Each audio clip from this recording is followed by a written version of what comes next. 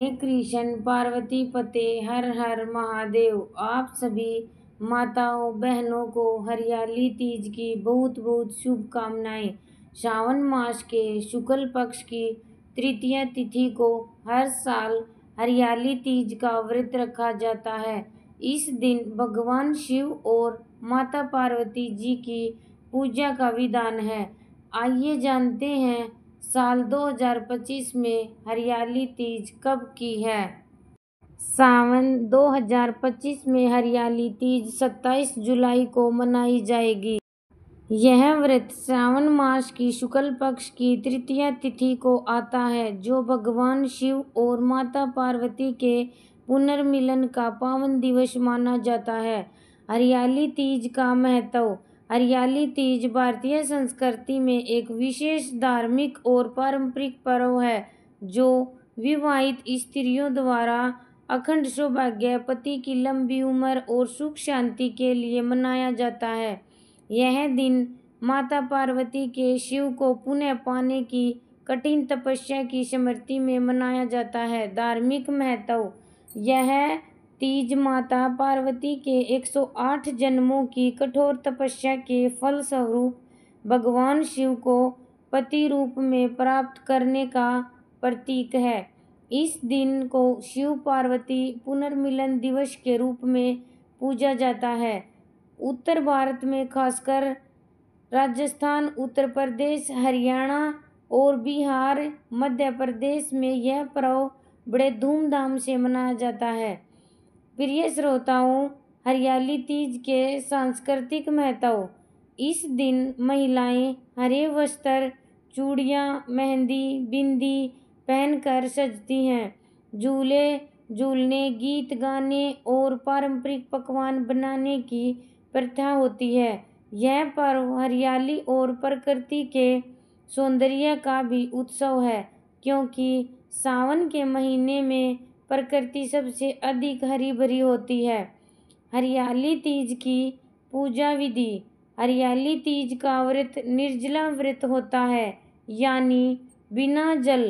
प्रिय माताओं और बहनों, इस दिन हमें क्या संकल्प लेना चाहिए, आइए इसके बारे में जानते हैं। सुबह ब्रह्म मुहूर्त में स्नान करके स्वच्छ हरे वस्त्र धारण करें। व्रत का संकल्प लें। मैं यह व्रत भगवान शिव और माता पार्वती को प्रसन्न करने हेतु कर रही हूँ। पूजन स्थल की तैयारी। पूजा स्थान को गंगा जल से शुद्ध करें। वहाँ एक चौकी पर लाल या पीले वस्त्र बिछाकर शिव पार्वती की मूर्ति या चित्र स्थापित करें। पारंपरिक तौर पर मिट्टी की देवी पार्वती की प्रतिमा बनाई जाती है, जिसे तीज माता कहा जाता है।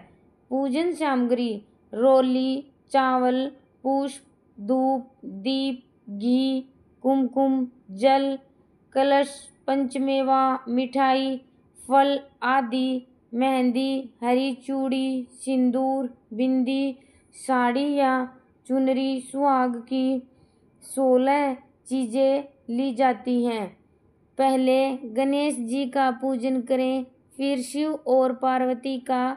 भगवान शिव को बेलपत्र, धतूरा और भांग चढ़ाएं। माता पार्वती को कुमकुम, चूड़ी, मेहंदी, वस्त्र व श्रृंगार अर्पण करें।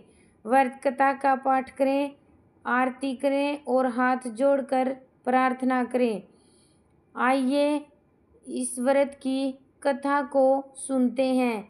माता पार्वती ने 107 बार जन्म लेकर भगवान शिव को पति रूप में पाने के लिए तप किया, पर हर बार असफल रही। 108वें जन्म में उन्होंने हिमालय के घर में जन्म लिया और फिर से कठोर तप किया।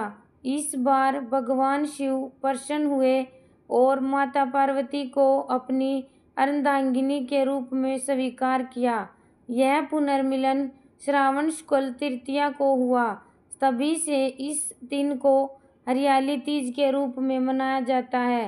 हरियाली तीज के दिन के खास कार्य: मेहंदी लगाना।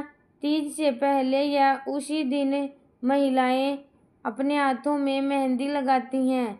झूला झूलना। पेड़ों पर झूले डाले जाते हैं। महिलाएं लोकगीतों के साथ झूला झूलती हैं।